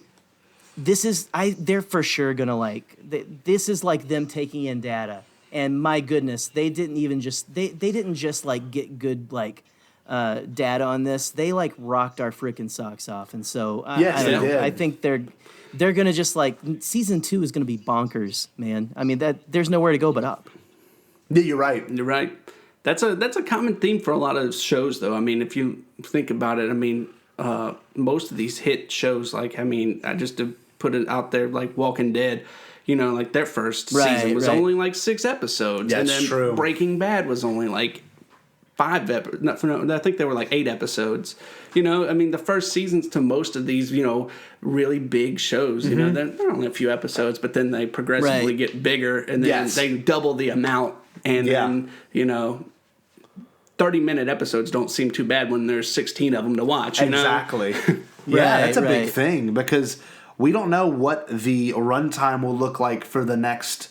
They have no idea predictions on how many there will be, how many directors going to be. Nothing of that's came out yet, and I think that's the best part about Celebration, is that's usually when all those things really do drop, and you can kind of mentally prepare yourself for what we're going to get. Do you think we're going to get the first episode of season 2 dropped, or maybe the first couple episodes of season 2 at Celebration? Nah, probably going to get the first 5 minutes, if anything. Just enough first 5, okay. Just to get a taste of what we could see. Do you want to make a Resistance broadcast style bet? Because I think we're both going to try to be at Celebration this year. Yeah. So let's see what we can do. Maybe we can end up doing something. Okay. So if they show an entire episode, I win. If they show 5 minutes or a clip or something like that. Less than 15 minutes. That's my bet. Less than 15 minutes. Less than 15. Okay, that's okay. That's a solid hedge. A solid hedge there, sir. So what do we want? Okay, what do we want the stakes? What do we want the stakes to be? I don't want to the Resistance broadcast is quite partial to pie, but I don't want to do pie. Maybe we should put it out to the people and stuff. And please no monetary bets, because we need to stay friends here at the Bombadcast. So. No, I think maybe something that's a tad bit outrageous. You might have to wear a shirt at Celebration that is just not. I don't know. I don't even know what it would be. I don't know. We'll think about it. Yeah, listeners, if you have any suggestions, please send it your way, because that would be interesting. Do you have any idea? Make it personal to me and Scotty. I don't know. I was gonna say maybe you could shave my beard, but I don't know if I want to do that. So I wouldn't even know what to shave. To shave my head, that would get messy. There's nothing underneath it. It's kind of like just space time underneath this thing. So it's just a void. We would all fall into the black hole that is my face. So. No, that's an interesting. I wonder what it's gonna be, and that's the thing. This show has done so well is the pacing of it hasn't felt off, and I think that November release date was not a Bob Iger thing. I think it was just a goal. We need to have this drop this day for it. And of course I think the weirdest thing about this show is the synergy idea. The corporate idea of we're going to have this one thing release and then we're going to see it again. It's like the force healing thing. That's what I'm talking about. That was crazy. Right. We got that in Mando before we got that in the movie. And that the Mando might have been in production before the movie, and the fact that they kind of, I don't know how that was planned, but that was genius. That was genius. It was timed perfect. I will say this, guys. Prepare yourselves for and this is going to sound like I'm making it a bad thing, but I think it's what's going to happen and what needs to happen. Prepare for the Marvelization of Star Wars now that the Skywalker saga is done. And I don't mean like we're going to connect and all that. It's going to be what I mean is I think you're right. I think it's going to be more like this show is going to bring forth this idea, and then immediately this other medium, a movie or something, is going to deal with. It's going to be a big part of it, and so, that 100% I think is where our future is heading, and I think it's bright. I'm ready for it. Yeah, I don't know. I'm really looking forward to the next season. Yeah, I am too. They could go to crazy places. I mean, what if they did some kind of time jump? I mean, and it's been a few years, and now Baby Yoda's now like a teen Yoda. Yeah. I was gonna say it's like now. Guardians of the Galaxy with teen Yoda and stuff. Yeah. Like Yoda playing a video game and like right, just like crazy. I mean, I don't foresee them doing that, but. Never know. I mean, you never know, honestly. That's the thing. Like they have never mentioned a single thing. I know they started filming and that's it. I just wonder what planets we might go to, and the planets we went to already was really interesting. They were really interesting. Yeah, like the lava kind of part of that first planet we ever saw. I didn't expect that. Yeah.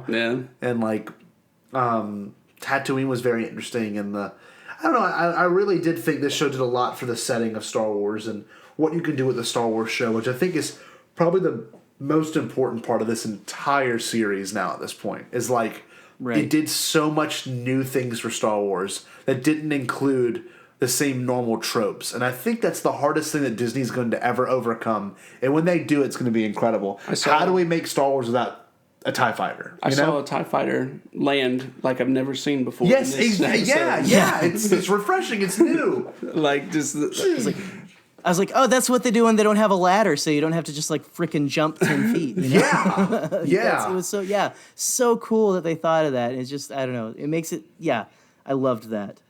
But, how do you do Star Wars differently? Like different, how do you do it different? How do you do, that's an interesting thought that you just came up with though. Like, how do you do it without a TIE fighter? How do you do it without, I loved all the stuff they brought into this just show. I mean, like you were, me and you were talking earlier before, and the scene where Baby Yoda pauses the flamethrower, and that it's a flame trooper that comes in there, and the flame trooper is from the video game The Force Unleashed. Like I didn't even make that connection, but I played both those games, and that was so cool to actually see. And it's like they're pulling in from everywhere to bring the story together, and it's crazy because it's just so good. The EU's not off limits. That's the big thing. The EU is not off limits. It's not. And they've said that the whole time. It's funny. It's just that they've taken their baby steps into it, which you can argue it's either way if you think they should have or not. But I think that this is the time. This is the time to like start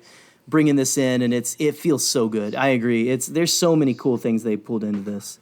We do have one more listener prediction if you guys are ready. We have. Yes, I'm definitely ready.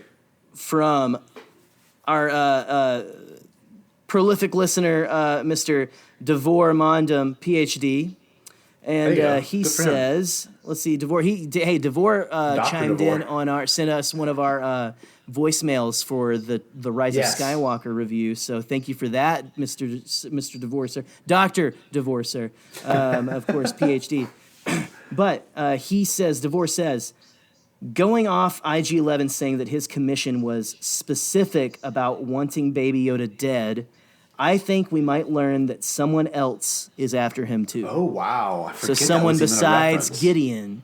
That's something that was a big plot point of the first episode that I was kind of wondering if they were going to. And, they kind of, in episode 3, you've got Grief saying, oh, well, everybody had a fob and, all this stuff. But it was, like you remember, like the client, Werner, he said he wanted him alive, but he would pay for him. There's a price for him dead, too, just to hedge his bets and stuff, because you had that big thing of Pershing making it. Anyway, that was some big thing that I was kind of wondering about, too. So what do you guys think? You think we might have someone else after the child, the asset, whatever you want to call him? I don't even know, because Gideon didn't seem like he was. We knew he was going to be the client after everything once the episode ended, you know? So episode 7, you're like, oh, he was the one that wanted it the whole time.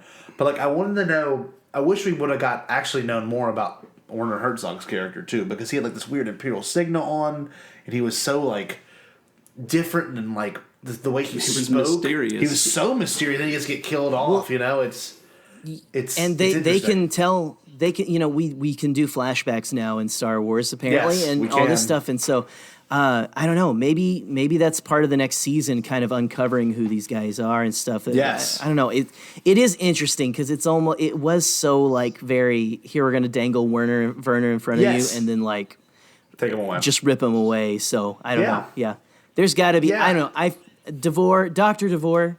I think there has to. I don't know. I don't want to say there has to be something, but it feels like there's more to the story, obviously, than we know right now. So Definitely. Yeah, no, I don't know. I'm so in love with the show, and I'm so glad everyone came to listen to this. And Troy, I'm so glad you were here for this too.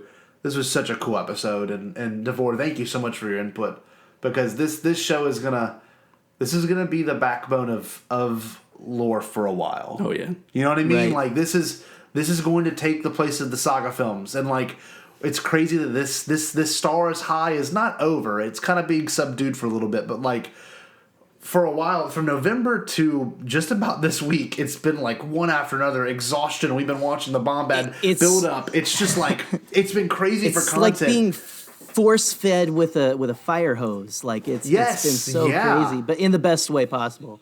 Yeah, and it's very lucky to have been through what we've been through. I would say this is like the golden era of Star Wars. You know what I mean? I don't know. I would agree with that 100%. Yeah. It was awesome. There's never I don't know. It's going to be hard for there to be another build up to like this has been the best build up to a movie that I've seen since and just this last like November through Rise of Skywalker and everything. I haven't been that excited for a movie since like the prequels and stuff. You know what I mean? Yes. Like or The Force Awakens. You know, like the Yeah. excitement was at a fever pitch, like it was when Star Wars was coming back, and just they did really good this year of just divvying it out and just really, I don't know. Yeah. Man, they made somehow those sons of guns did it. They made the magic last for like 2 whole months. They did. They caught lightning in a bottle with this series, and I just love it because Oh, they keep for real. introducing new people, new characters, Yeah. new storylines. Yes. I mean, every character has a story in Star Wars. Yeah. So I mean, you know, even in season 2, we're going to get a bunch of new characters that we've never seen Right. before. It could be our new favorite Star Wars character for all we know. You're right. You know, I mean, just. Baby Yoda is a lot of people's new favorite Star Wars Baby Yoda character. is, It's yeah. crazy. So I guarantee you, everybody who watched season 1 is gonna watch season 2 to see what happens. Yes. You know? Oh yes. Hey man, That's huge, and Troy. That's a good point. We're only going to have like more and more crazy background weirdos come into this show too. So Yes. Scotty, we're just gonna have like we're content. going to have a spoil of riches with Yes. the Mandalorian and stuff. So no, this. You're absolutely right, Troy. And that's what, again, it is the cool thing about Star Wars is that you can look in the background and go like, I know that dude's name that's like sitting at that table in the back behind Han Solo Yes. for no reason except for that. It's cool that I think that I know that, you know? And so that's one of the Yeah. fun things. And to have a show that is essentially built around what are the stories of these people who are in the backgrounds of these epic stories going on. And this is such a great show. It's, Do you it's think- amazing. It's like it's tailor-made for the Bombadcast and all of us here. It's Yeah, just it tailor-made is. tailor-made for Star Wars fans, dude. It For real. is. It's one of the few things I will say that like it feels more like it's made for us, but people like, you know, people and us, the non-crazy fans will still watch it and dig it, you know? Oh, yeah. And you know, with that being said, there's a lot that can be, you know, discussed in regards to this show, and I think this series is going to be one of those things that people look back on and say, "Wow, that they can't believe they started with this." Yeah. You know? And like you said, there's a lot of characters in this show that are going to be the ones that we look back on with absolute fondness. And you're like, man, Right. this feels like so long ago, but we were all going through it at the same exact time. It's just, also that's been a cool thing is the Twitter response. Like, you know, I love Stranger Things, but the second that show drops, and I've said this in the podcast several times, it's hyped for 2 weeks. Yeah. Then it's dead. Then it's dead. And I still haven't seen it. No one spoiled it for me. It's been since July. Right. It's been well overdue. And no one said a thing. No one said it told me or mentioned a spoiler because it's not relevant anymore. At all. Right. Nope. You really dodged. I mean, you didn't have to dodge for very long, a couple weeks, but that's No, amazing 2 to me that you weeks. still have not seen that. Heard or seen anything. It really does, because that's so cool that Disney had the foresight to go. Because at first I was like, no, just drop it all at once because I'm a greedy, like, Nope. we want it all now Yeah. because we're so used to streaming being that, like, instant gratification. You can just keep going. But how good of them to think, like, no, let's bring back the weekly conversation. Because that was one of the best things when I was watching Lost back in the day. Yeah. Like, I had so much fun, like, talking with my people, like, did you see this week? Did you see what happened? Like, Yeah. or like even Walking Dead, when I fallen off of Walking Dead recently, but like you could go to other people and be like, oh my gosh, did you see what happened? Can you believe this? Like, what's going on? Yeah. And It was those weekly discussions. Like, Yeah. you'd have them at Dude, work. it's You back. would have them between Where do you friends, think- Like, that Right. was that was the biggest thing, was like, I remember The Walking Dead, like, it was Sunday night, me and my boys, we'd all get together. I mean, I'd have people come Yes. over to the house, and we'd order Yep. food, and we'd sit down and we'd watch the show for an hour. Yep. And It's you the know, return to nowadays the with- return. Yeah. Nowadays, it's like they want to drop everything all at once. I'm glad they did this Right. because, Dude. just like you, Jerry, I mean, I go to work and we have like a 10-minute discussion of what happened on The Mandalorian. Yeah.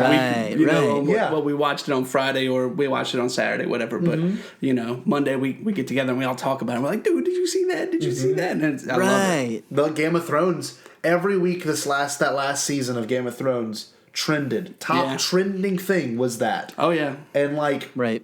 the Baby Yoda thing is one of those moments that I think will be a part of Star Wars culture and pop culture forever. Forever. The last year of 2019, like the year of the final year of this decade, it's somehow Star Wars came back halfway through it, but then it really came back with Baby Yoda. Mm-hmm. Like, it's just like I think the impact of Baby Yoda, even though it might sound super silly to say that, I think it's one of those things that's like as important as Star Wars was in '77. Like it people that normally would never talk about Star Wars came up to me and was like, "What's this Baby Yoda thing about?" It's just like, I don't know, it's amazing. Right. I don't know. It's crazy that there's something that is as iconic as like C-3PO and R2-D2 and stuff now. Like, anyway, we've talked so much about Baby Yoda, and it's very well deserved because Baby Yoda, I mean, Yes. have you seen it? It's got fuzzy ears. I mean, come on, people. Well, Just want to give it a nice little scratch. Thank you everyone for joining us on this episode. We have a bunch of things to update you on real quick, and thank you again, Troy, for being the guest in this in particular. problem. This was awesome. I love it. I Troy, love this show. man. I love talking about it.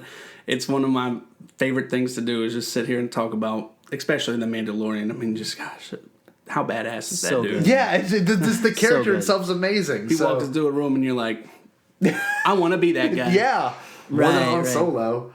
But Troy, we need to get you back on here way sooner than we have this time. So, like, Yes. thank you again for coming on, dude.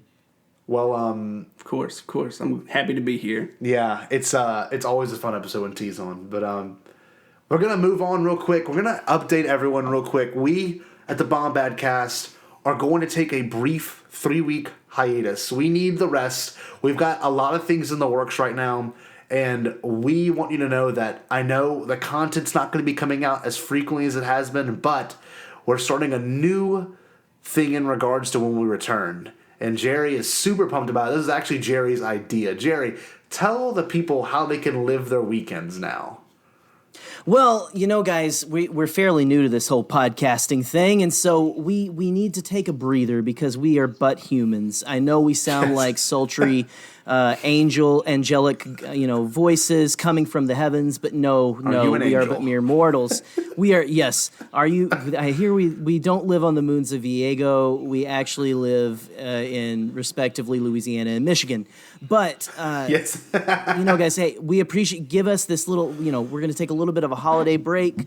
But when we come back, we are coming back with a bang. We are going to be dropping new episodes of the Bombadcast on Fridays now. That's right. You heard me correct. You can now start your weekend with the Bombadcast. So, I don't know, maybe we'll even get a little hashtag like hashtag Bombad Weekend going on, Yep. But yeah, guys, so our next episode will be January 24th.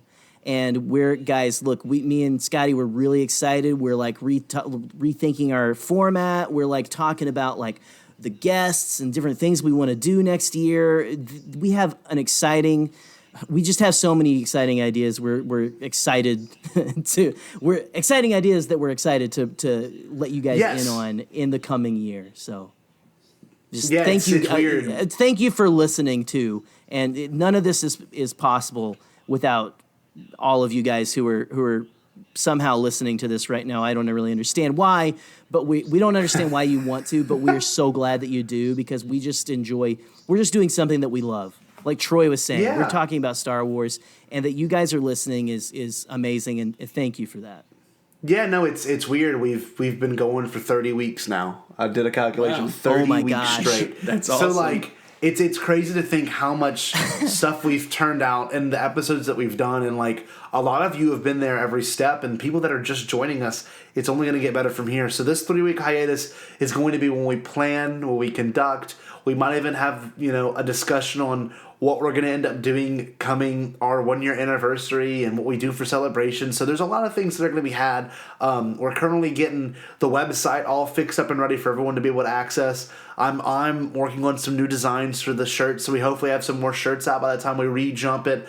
We're looking at new formats, new music. There's a lot of new things to come, and we're super, super pumped to get it out there, because this content creating has been so much fun, but we need to take a step back, assess our data, see what y'all like, see what we like to do, and we're trying to stick it to an interesting format where we have a fun episode, a serious episode, then a guest episode. We just want to kind of do a thing now with the Bombadcast, now that we've got a great following and a great group of people that listen and join us every week. So this new Bombad on the weekend thing is going to be huge, and we're going to have contests coming very soon about it, and it's just like, I don't know, we want to get the best for you, and we're trying to get at least 2 to 3 videos out, maybe a live stream every 2 weeks. So we're really kind of, putting the pedal on it. We just need some time to kind of take a breather and figure out what we're doing exactly, and scheduling and getting special guests on, because trust me, I love having Troy and Eric on, and Pete Futzer on, and John Hoey on. We've got some great people,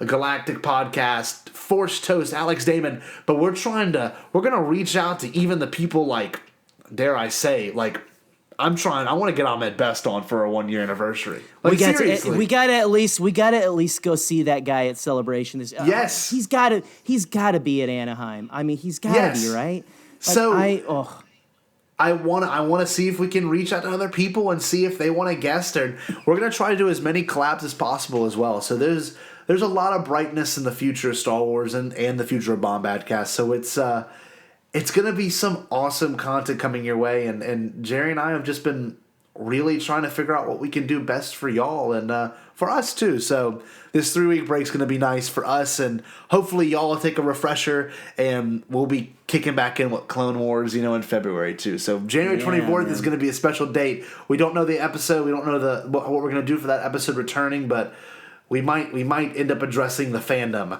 a month after the Rise of Skywalker release. So we'll see. Looking forward to it. It's going to be awesome, man. 2020 is going to be a wild year.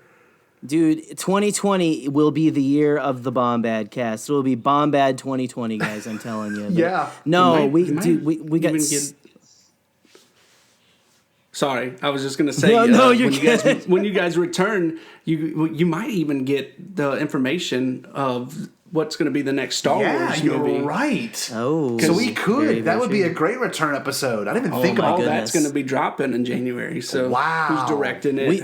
depending on when it drops, Depending on when it drops, we might even have to do like an emergency, like something broadcast or something. Stream. You know, if it's like next week or like tomorrow, we have to go, okay. All right, hold on, we got to pull out the podcast mics. Stuff. Yeah, right. There you go. Let's put the last thoughts and prayers into the universe, the guys, for whatever you want. But but man, a lot of cool stuff we have in the works, guys. We're so excited for 2020, and hopefully a lot more audience participation as well. Yes. And kind of working with you guys. You guys, again, we wouldn't be where we are if it wasn't for you guys. And so again, we thank you guys from the bottom of our hearts, because me and Scotty just love Star Wars. We just started this just because we wanted to. We had no idea that we were going to be starting to like have like viral videos and different things like that. But seriously, thank you all. And thank you for listening to Jerry's ASMR video. Did you watch that one yet? I have not. Dude, Oh my get on gosh. YouTube tonight. It's hilarious. Wow, yes. No, I almost want to look right now, but Jerry put an ASMR video that he didn't even tell me about it. He just dropped it on YouTube. It was on my old Canon Junkie YouTube page, and it had exactly 100 views, I think, at the time that I dropped it on. I'm gonna look at it real quick. If I'm not mistaken, yeah, it's got somewhere in the 800s. Let me see if I can get it pulled up. Let's see. There's an ad. Over almost 900 views, and it's such a silly video. Wow. So you're gonna get some more clever content from us too. Dude, a lot of you guys really like, I guess, watching me be a complete idiot. So that's fine. We want to start doing more content like that kind of stuff too, guys. So I'm so excited for what we got for you guys. So just, again, stay tuned, man. 3-week hiatus. It's going to be, I know it's going to be rough, but hang in there, baby birds. Hang in there. We'll be back. We'll be back to keep you warm and feed you the next Friday. Bombad Fridays, man. Oh, I'm so excited. Bombad Friday. Rolled in the weekend. I like that. Hashtag it. Make it Bombad trend. Friday. Yo, we're going to do it. Make it trend, guys. Hashtag Bombad Fridays coming in January 24th. It's going to be awesome, and look out for everything we got in the making. Jerry's going to keep the Twitter all up to date, and join our Facebook group. Make sure you buy our shit from TeePublic. It's just, this is going to be awesome. And you can find all those links at our handy dandy website as well. Yes, which I just posted the link to on the Bombadcast Twitter page this weekend. So it's Jerry has been working on that recently too. It's very exciting. No, but anyway, y'all, this has been a great episode, and 2019 has been a great year, but 2020 is going to be even better. So, Jerry, Troy, real quick. We got to plug Troy's stuff. Troy, where can the wonderful people find you, and what do you do? What is your content you create? So if you want to follow me on Twitter, you can follow me at ElderPug27, and you'll see the beautiful 8-bit pug as my logo on there.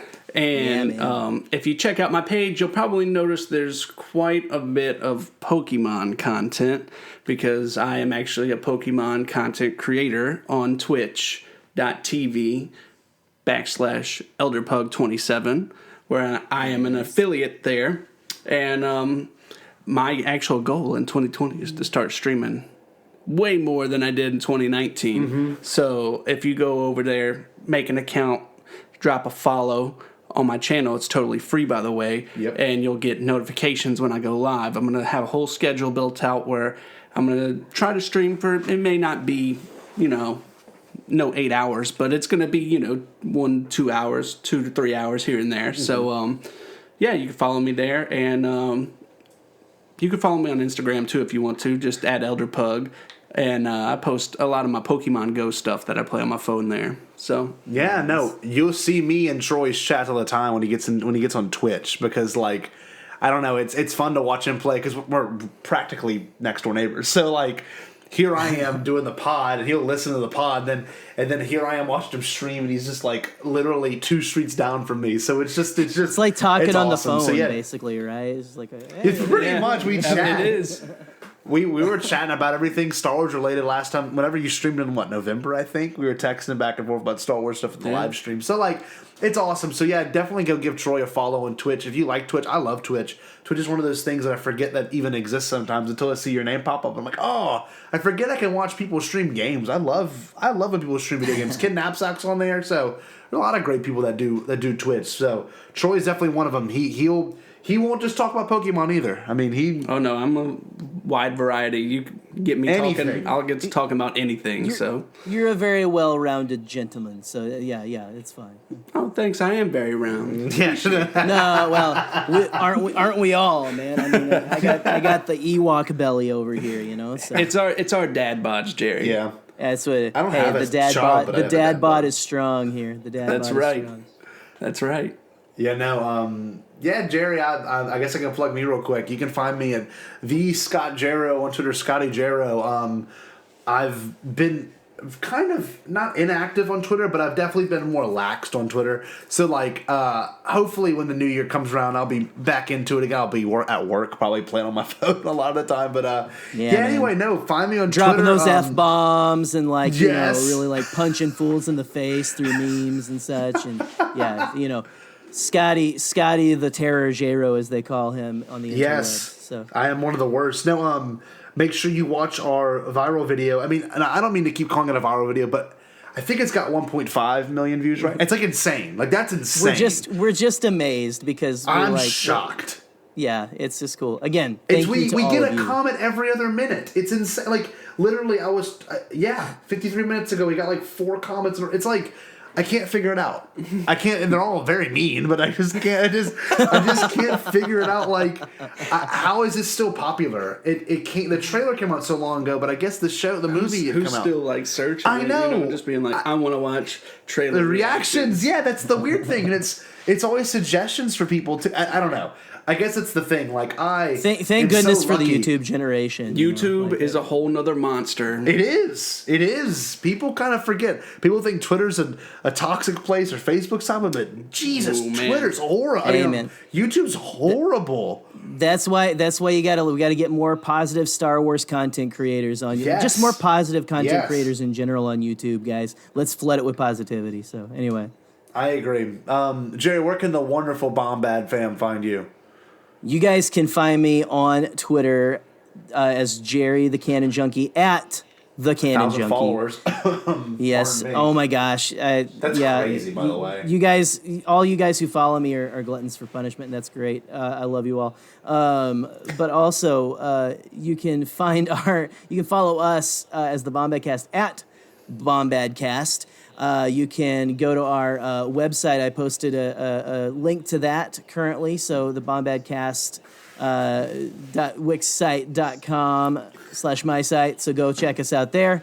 And you can also go hang out with us and your old swim coach on Facebook.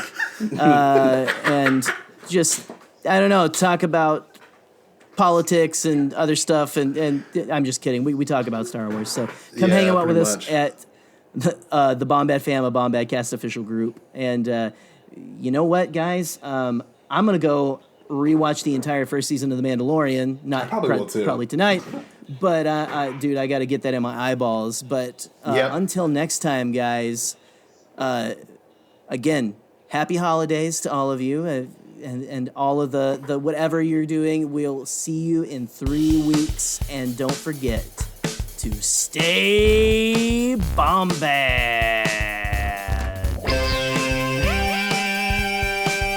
We did it.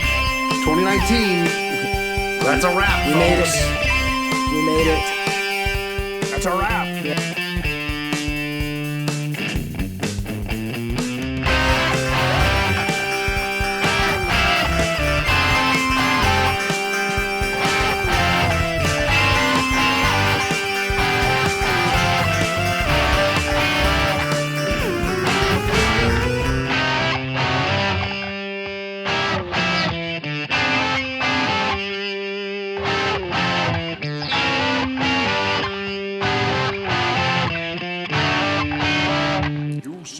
All Bombad.